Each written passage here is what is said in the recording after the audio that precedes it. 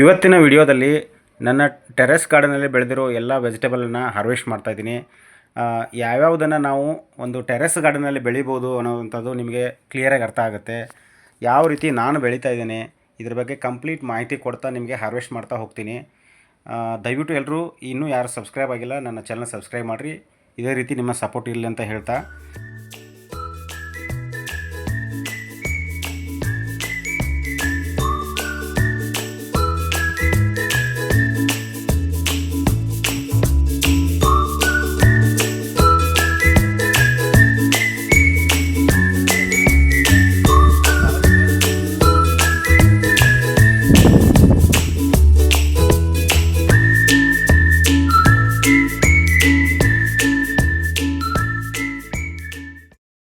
ಇವಾಗ ನಾನು ಫಸ್ಟ್ ಏನಂತಂದರೆ ಈ ಪುಂಡೆ ಸೊಪ್ಪನ್ನು ಹಾರ್ವೆಸ್ಟ್ ಮಾಡ್ತಾಯಿದ್ದೀನಿ. ಈ ಪುಂಡೆ ಸೊಪ್ಪಿನ ಸೀಡ್ಸನ್ನು ಹಾಕೋದು ನಾನು ನೋಡಿ ಪಾಟಲ್ಲಿ ಏನು ಮಾಡಿದ್ದೀನಿ ಅಂತಂದರೆ ಒಂದು 10ರಿಂದ 15 ಸೀಡ್ಸನ್ನು ಒಂದೇ ಒಂದು ಪಾಟಲ್ಲಿ ಹಾಕಿದ್ದೀನಿ. ಅದೇನೆಂದರೆ ಇವಾಗ ಹಾರ್ವೆಸ್ಟಿಂಗ್ ಬಂದಿದೆ. ಈ ಸೈಜಲ್ಲಿದ್ದರೆ ನಿಮಗೆ ತುಂಬ ಟೇಸ್ಟಾಗಿ ಬರುತ್ತೆ. ಸೊ ಇವಾಗ ನಾನು ಇದನ್ನು ಹಾರ್ವೆಸ್ಟ್ ಮಾಡ್ತಾಯಿದ್ದೀನಿ. ಒಂದು ಪಾಟಲ್ಲಿ ಕಂಪ್ಲೀಟ್ ಬರೀ ಪುಂಡೆ ಸೊಪ್ಪಿನ ಸೀಡ್ಸ್ ಮಾತ್ರ ಹಾಕಿದ್ದೀನಿ ನಾನು. ಸೊ ಇದಕ್ಕೆ ನಾನು ಯೂಸ್ ಮಾಡಿರೋದು ಏನು ಗೊತ್ತಾ, ಓನ್ಲಿ ಈ ಸಗಣಿ ಗೊಬ್ಬರ ಮಾತ್ರ ಯೂಸ್ ಮಾಡಿರೋದು. ಅದನ್ನು ಬಿಟ್ಟರೆ ನಾನು ಏನಂತಂದರೆ ಲಿಕ್ವಿಡ್ ರೂಪದಲ್ಲಿ ಕೊಡ್ತಾ ಇರ್ತೀನಿ. ಯಾಕಂದರೆ ಆಲ್ರೆಡಿ ಪಾಟ್ಗಳು ತುಂಬಿಟ್ಟಿರುತ್ತಲ್ವ.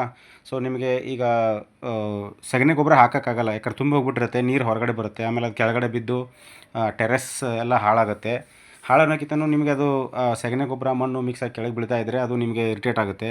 ಸೊ ಹಾಗಾಗಿ ಅದು ಕ್ಲೀನ್ ಮಾಡೋದು ತುಂಬ ಕಷ್ಟ. ಸೊ ಹಾಗಾಗಿ ನಾನೇನು ಮಾಡ್ತೀನಿ, ನನಗೆ ಒಂಚೂರು ಮಣ್ಣು ಕೆಳಗಡೆ ಬೀಳಬಾರ್ದು ಅಂದ್ಕೊಂಡು ಏನು ಮಾಡ್ತೀನಿ, ಲಿಕ್ವಿಡ್ ರೂಪದಲ್ಲಿ ಕೊಡ್ತೀನಿ. ಹಾಗಾಗಿ ಅದು ಆ್ಯಕ್ಚುಲಿ ಗಿಡಕ್ಕೂ ಕೂಡ ತುಂಬ ಒಳ್ಳೆಯದು. ತುಂಬ ಒಂದು ಸ್ಟ್ರಾಂಗಾಗಿ ನಿಮಗೆ ವೆಜಿಟೇಬಲ್ಸ್ ಎಲ್ಲ ಬರುತ್ತೆ. ಓಕೆ. ಸೊ ಇವಾಗ ನೀವು ಏನು ಕೆಮಿಕಲ್ ಏನು ಕೊಡ್ತಿರಲ್ಲ, ಯೂರಿಯಾ, ಪೊಟ್ಯಾಷಿಯಮು, ಅದೆಲ್ಲ ನಮಗೇನೆಂದರೆ ಈ ಆರ್ಗ್ಯಾನಿಕ್ ಏನು ಫರ್ಟಿಲೈಸರ್ ಇರುತ್ತಲ್ಲ ಅದರಿಂದ ನಾವು ಕೊಡಬೇಕು. ಆವಾಗ ನಾವು ಕಂಪ್ಲೀಟು ಆರ್ಗ್ಯಾನಿಕ್ ವೇಲ್ ಬೆಳೆದಂಗೆ ಆಗುತ್ತೆ. ಇವಾಗ ನೋಡಿ ಅದೇ ರೀತಿ ಇಲ್ಲಿ ನಾನು ಬೆಂಡೆಕಾಯಿ ಬೆಳೆದಿದ್ದೀನಿ. ಬೆಂಡೆ ಗಿಡ ಇದು ಒಂದು 3 ಗಿಡ ಇದೆ ಒಂದೇ ಪಾಟಲ್ಲಿ. ತುಂಬ ಚೆನ್ನಾಗಿ ಈ ಕಾಯಿ ಸ್ಟಾರ್ಟ್ ಆಗ್ತಾಯಿದೆ. ಇಲ್ಲಿ ನೋಡಿ ಇದು ಕೂಡ ಕಾಯಿ ಎಷ್ಟು ಚೆನ್ನಾಗಿ ಬಂದಿದೆ ಅಂತ. ಒಂದೇ ಒಂದು ಬಳ್ಳಿ ಹಾಕಿದ್ದೀನಿ. ಈ ರೀತಿ ನನ್ನ ಟೆರೆಸ್ ಗಾರ್ಡನಲ್ಲಿ ಇಲ್ಲಾಂದ್ರೆ ಒಂದು 10 ಥರದ ವೆಜಿಟೇಬಲ್ ನಾನು ಬೆಳೀತಾ ಇರ್ತೀನಿ. ಇಲ್ಲಿ ನೋಡಿ ಟೊಮೆಟೊ ಕೂಡ ಇವಾಗ ಫಸ್ಟ್ ಕಾಯಿ ಬರ್ತಾಯಿದೆ. ಇದು ತುಂಬ ಚೆನ್ನಾಗಿ ಇವು ಕಾಯಿಗಳು ಬರ್ತಾಯಿದೆ. ಅದರ ಜೊತೆಗೆ ಫ್ಲವರ್ಸನ್ನು ಹಾಕಿದ್ದೀನಿ. ಆಮೇಲೆ ಇನ್ನೂ ಹಣ್ಣಿನ ಗಿಡಗಳಿದ್ದಾವೆ. ಗ್ರೇಪ್ಸ್ ಇದೆ. ಆಮೇಲೆ ಬನಾನಾ ಕೂಡ ಹಾಕಿದ್ದೀನಿ ನಾನು. ಫಸ್ಟ್ ಟೈಮ್ ಬನಾನಾ ಬರ್ತಾಯಿದೆ. ಅದನ್ನು ಕೂಡ ನಿಮಗೆ ನೆಕ್ಸ್ಟ್ ವೀಡಿಯೋದಲ್ಲಿ ತೋರಿಸ್ತೀನಿ. ಇವಾಗ ನೋಡಿ ಈ ಟೊಮೆಟೊ ಹಾಕಿಬಿಟ್ಟು ನಾನು ಆಲ್ಮೋಸ್ಟ್ ಒಂದು ತಿಂಗಳಾಯಿತು. ಇವಾಗ ನನಗೆ ಕಾಯಿ ಸ್ಟಾರ್ಟ್ ಆಗ್ತಿದೆ. ಇದು ಒಂದ್ಸಲ ಕಾಯಿ ಸ್ಟಾರ್ಟ್ ಆದರೆ ನಿಮಗೆ ನೆಕ್ಸ್ಟ್ 2 ಮಂತ್ಸ್ ಕಾಯಿ ಬರುತ್ತೆ. ಓಕೆ. ಆದರೆ ನೀವು ಯಾವ ಥರದ ತಳಿಯನ್ನು ಹಾಕಿರ್ತೀರೋ ಅದ್ರ ಮೇಲೆ ಡಿಪೆಂಡ್ ಆಗುತ್ತೆ. ಆಮೇಲೆ ಕೆಲವೊಂದು ಫ್ಲವರ್ಸ್ ಇದೆ, ರೋಸ್ ಇದೆ, ಆಮೇಲೆ ಗ್ರೇಪ್ಸ್ ಇದೆ. ನಾನು ಹೇಳ್ದಂಗೆ ಈ ಥರ ನನ್ನ ಮನೆಗೆ ಏನು ಬೇಕಾಗುತ್ತೋ ಅದನ್ನೆಲ್ಲ ಕೂಡ ನಾನು ಟೆರೆಸ್ ಗಾರ್ಡನಲ್ಲೇ ಬೆಳೆಯೋಕ್ಕೆ ಟ್ರೈ ಮಾಡ್ತಾಯಿದ್ದೀನಿ. ನನಗೆ ಗೊತ್ತಿರೋಂಗೆ 100% ಆಗಲ್ಲ, ಬಟ್ ಅಟ್ಲೀಸ್ಟ್ ಒಂದು 60-50% ನೀವು ಟೆರೆಸ್ಗಳಿಂದ ಬರ್ತಾಯಿದ್ರೆ ನಿಮಗೆ ತುಂಬ ದುಡ್ಡು ಸೇವ್ ಮಾಡುತ್ತೆ ಮತ್ತು ನಿಮಗೆ ಹೆಮ್ಮೆ ಇರುತ್ತೆ. ಸೊ ನನಗೆ ಮನೆಗೆ ಬೇಕಾಗಿರೋ ವೆಜಿಟೇಬಲ್ ನಾನೇ ಬೆಳ್ಕೋತೀನಿ ಅನ್ನೋ ಹೆಮ್ಮೆ ಇರುತ್ತೆ.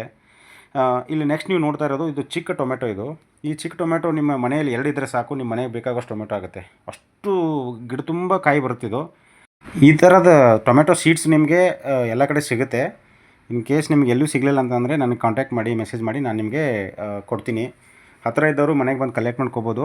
ಬೇರೆ ಬೇರೆ ಥರದ ಸೀಡ್ಸು ನನ್ನ ಹತ್ರ ಇದೆ, ನಾನು ಕೊಡ್ತಾಯಿರ್ತೀನಿ ಯಾವಾಗಲೂ. ಆಮೇಲೆ ನೋಡಿ ಇಷ್ಟು ವೆಜಿಟೇಬಲ್ಸ್ ನಮಗೆ ಬಂದಂಗೆ ಆಯಿತು. ಸೊ ಇಲ್ಲಿ ಟೊಮೆಟೊ ಆಲ್ಮೋಸ್ಟ್ 2 kg ಹತ್ರ ಇದೆ. ಈ ಥರ ನನಗೆ ವೀಕ್ಲಿ ಒಂದ್ಸಲ ನಾನು ಈ ಥರ ಹಾರ್ವೆಸ್ಟ್ ಮಾಡ್ತೀನಿ. ರೆಗ್ಯುಲರಾಗಿ ಮಾಡಲ್ಲ, ವೀಕ್ಲಿ ಒನ್ಸ್ ಮಾಡ್ತೀನಿ. ನೆಕ್ಸ್ಟ್ ವಿಡಿಯೋದಲ್ಲಿ ನಿಮಗೆ ಈ ಲಿಕ್ವಿಡ್ ಫರ್ಟಿಲೈಸರ್ ಯಾವ ರೀತಿ ರೆಡಿ ಮಾಡ್ಕೋಬೇಕು ಅನ್ನೋದನ್ನು ನಾನು ನಿಮಗೆ ಹೇಳ್ಕೊಡ್ತೀನಿ.